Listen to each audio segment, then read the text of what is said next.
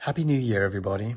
And I'm hoping this transition into 2024 is moving ahead with grace and delight, and that you are taking some time to reflect upon what you want to claim, what you're yes to, and also what are you releasing and letting go, what's no longer serving.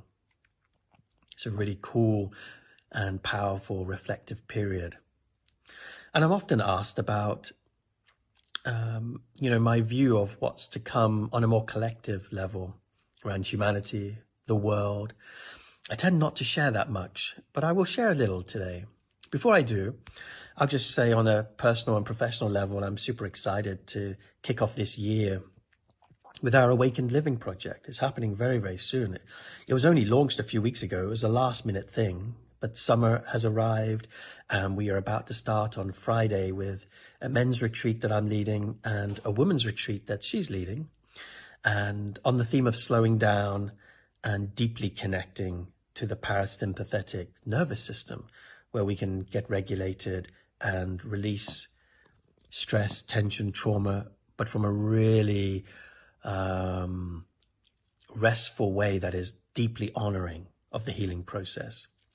So the Awaken Living project is happening, it's starting, and then we move into the second part of our project on Monday the 8th of January, where for 5 days we have a live-in community experience experiment where we're bringing this concept of slowing down, circle work, meditation, eating right, living and breathing a more slowed down existence, and bringing that into practice, before ending with a weekend Thriving in Tribe Circle Emergent Retreat that I will be leading. It's going to be great. And if any of you are still wanting to join us, there's still spaces in the women's retreat and in the community living experience. I think we've got maybe 2 spaces left in the Thriving in Tribe weekend at the end there. So we're almost sold out. I think the men's retreat is almost sold out as well. We may have 1 or 2 spaces. So this is the last and final call to action. I know it's coming up soon. It's happening this weekend and next week. But if you're feeling a call to begin this new year, 2024, in right intention and to create some really beautiful new practices and habits, to journey in a way that is really honoring to your body, to your pace, to your rhythm, to your healing, then I think this could be just an incredible opportunity. And Summer and I are excited to serve you and also experience it with you, So it's a culture that we can receive from as well. So with that said, by the way, sorry, just on a logistical level, if you're interested in learning more about this Awakened Living project, just go to neweden.org/ALP. That's short for the Awakened Living project. So www.neweden.org/ALP. Cool. Now, I've spoken about this before, but I just wanted to reference it. I'm a big fan of Star Trek. One of the things that I love about Star Trek is its moral and ethical stance around the world. It portrays a future in part that I really love and agree on. I say in part because there's aspects that I would kind of like go, I'm not sure if that's the future I would want, but there are certain elements of it that are in fact really, really inspiring. So it does portray, I would say, an ultra positive utopian view of what the future could be like. And for those who don't know, Star Trek is about 300 years ahead from where we are right now. I mean, there are different seasons that talk about different areas of the Star Trek universe, but we're talking hundreds of years into the future. And I grew up on The Next Generation. This is a season of Star Trek where the captain of a starship, Jean-Luc Picard, takes his crew and go on adventures, trekking around the universe as explorers. meeting new alien races, learning, growing, expanding, being tested, and often the episodes revolve around complex social, humanitarian, ethical, moral issues. And you could see what a potentially evolved humanity 300 years in the future, how they meet those moments. Now, they live in a technologically advanced culture, of course. So in the Star Trek universe in the future, money no longer exists. And the reason money no longer exists is because of several reasons. But what is often missed with people watching that is that technology has reached a certain point where they can convert energy into matter and matter into energy. And what that basically means is things that people may need, like a cup of coffee, food, things to build a house, they can be materialized through a simple request to a computer. So you could literally speak to the computer on the wall and say, computer, make me an Earl Grey tea hot. And there and then it literally manifests. It converts energy into physical form and matter. And you can take the cup of tea and drink it. Now, so you can imagine in a world where anyone at any time can just talk to a panel on the wall and ask for anything that they need, and it becomes real. Then you can imagine that on a larger scale, you can build homes, houses, transport, infrastructure. You can begin to see that the use of money as an effective means of trading for the things that we need to survive is not going to be necessary. So technology is one aspect of what allows a society to evolve beyond money in this Star Trek universe. And there are other parts as well. Aspects around unification is another part of it. Often the history of money comes through the trading of cultures that were separate countries having their own currencies, having their own goods of value, exporting things that they have a surplus of and importing things that they have a deficiency in. And that's the kind of economic wheel that drives trade. It's like you have something I need, I have something you need, and then we need a currency in order to exchange value so we understand that we're getting value for money, and that's how we can then move our lives forward and enhance them. But in the Star Trek universe, there is no us and them because there is a unified humanity or a unified Earth. Now that's quite a utopian idea too, where there are no borders, there are no blocks in terms of language as well, because they have what's called universal translators, where they can literally understand in real time everyone, no matter what language they speak, which is just absolutely amazing. Now, I think we're heading there. You know, with the advance of AI, we are getting closer and closer to the universal translator. With quantum computing, we are getting closer and closer to an artificial intelligence that can actually potentially replace a lot of what humans would do. And so there's a lot of fear around that. But I have actually a lot of hope. I'm a pro-technologist. I don't think that's even a word. But when, there are people who are like anti-technology and more into, let's just go back into nature and do it the way we used to do it. Because the way we're going with technology is scary and it might replace us. We may become merged with the machine and end up hybrid robots or something. Or the robots will take over and do something really bad and end humanity. I'm not in that camp.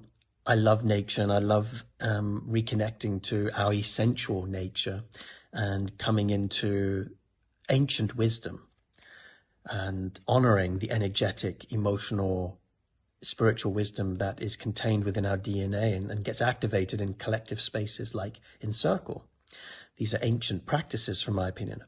And yet, I love to blend that and integrate that part of my world with the world of, for example, technology the advancement of AI, quantum computing, CRISPR genetic engineering.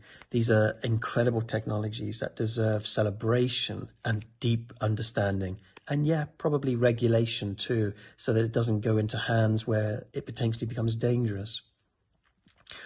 But these technologies have the potential to create solutions to problems that are plaguing the world today. And I'll go back to that, but just to come back and complete the Star Trek piece here. So there's a unified Earth.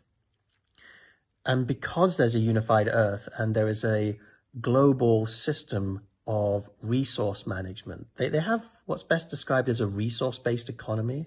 You can read more about that under the Venus Project if you want to see how that could actually apply in our world, not in the science fiction world, but in from a scientific engineering standpoint around how that could actually be done and how AI is an essential component to a resource-based economy. Because in a resource-based economy, the basic principle is no one owns really anything, which sounds a bit communist, but it's not actually that. That gets easily misunderstood. It's more like nobody owns anything because everybody owns everything. And that's the part that's missed a lot. And what that means is every natural resource of the earth is the common heritage of all of man and womankind. That no one country, state, person, company has the right to possess, control, and exploit natural resource. That is something that we all have a common access to. But common access then needs a system of distribution that is fair. And in a resource-based economy, that is put into the hands of a sophisticated AI, not humans, because humans are easily corruptible, they're easily biased, and they are, because of our animal nature, can bring in division and separation in the distribution of resources. Whereas an AI could manage the complex task of distribution with a lot more compassion, ease, fairness, and justice. So the combination of technology and AI combined with a consciousness, for example, of a resource-based economy is what allowed for Star Trek's kind of possibility for this type of moneyless society, where as soon as the money is no longer the reason that people get up in the morning, a different question sponsors the existence of every human being. It's not, what do I need to do to survive, or how do I get rich or powerful, and how do I get to earn more and be successful? The question is, how do I thrive? What do I do to make myself better? How can I improve the situation of not only my life, but all those whose life I touch? Spiritual meaning becomes more important than material meaning when material access is instant and available whenever you want. So, and this is a really inspiring future, right? It's like when our needs are met, we don't become greedy, we actually become selfless, and we actually want to serve and grow and become better. Now, you might not believe that that's actually part of the human condition. I happen to believe that it is buried beneath a story of deep separation, confusion, and forgetting, perpetuated by things like religion and civilizations that are built on this great forgetting of a disconnect from ancient wisdom, technology, connection, tribe, and community. There's a lot of things that are lost, but they can be found. But they can also blend with the beautiful fruits of the emerging technology today that can bring us into a utopia. This is something I'm super excited about, and it's happening quicker than we think. There's this thing called a singularity. A singularity is the moment where computers and AI reach a level of intelligence that far outpaces all of humanity combined, and we can't in that moment control where it goes. In that moment of the singularity, we don't know what exists beyond it because we can't turn it off and we can't direct it anymore. It's beyond the really influence of us because we are now less intelligent than it. It calls the shots. Nobody really knows what goes on beyond the singularity. Is it benign and benevolent? Is it harmful and malicious? Nobody really knows. And some people are like, we shouldn't find out. But it's coming. They think the singularity could be here as early as 2025, next year now, right? That we create a computer system that is so advanced that it has a runaway intelligence beyond all of humanity put together. That's simultaneously terrifying and exciting at the same time. But it means things can move very, very quickly, very, very quickly, from despair to wonder, and the other direction too, from the norms that we experience day to day as we take for granted into something that could be dystopian. We just don't know. And yeah, it's just a very exciting time to be alive for sure.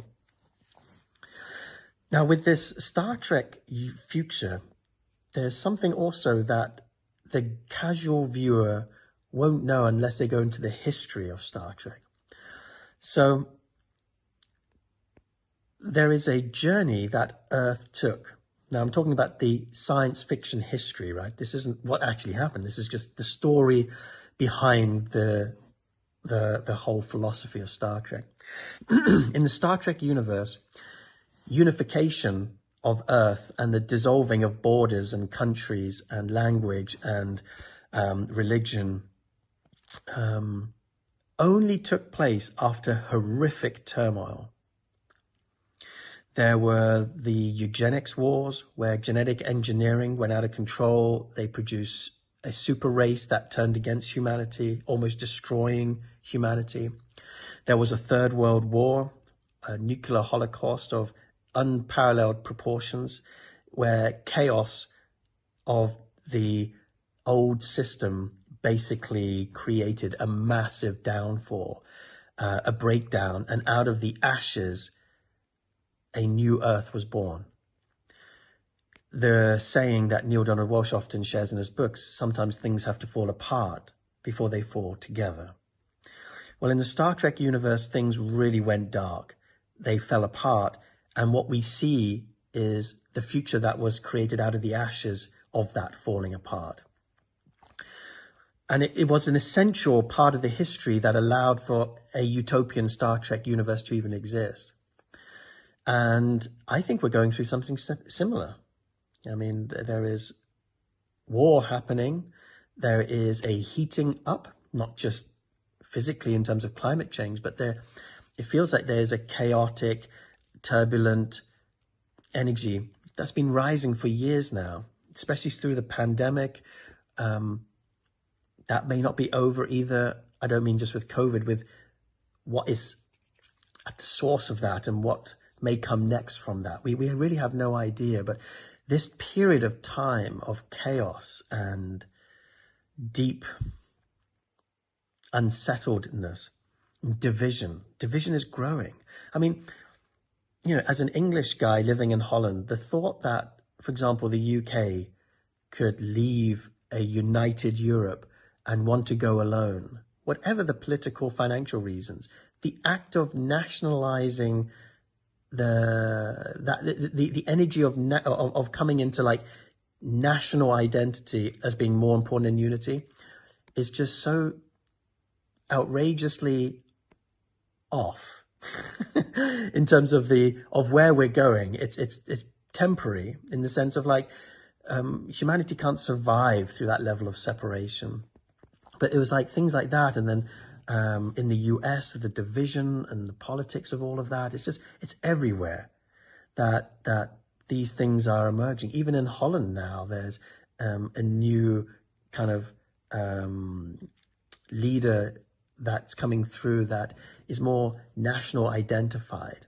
Because in times of chaos and fear, we tend to elect and get attracted to those types of leaders that make us feel safe and say it's us against them and we're going to do it and we're going to be okay and we're going to protect you.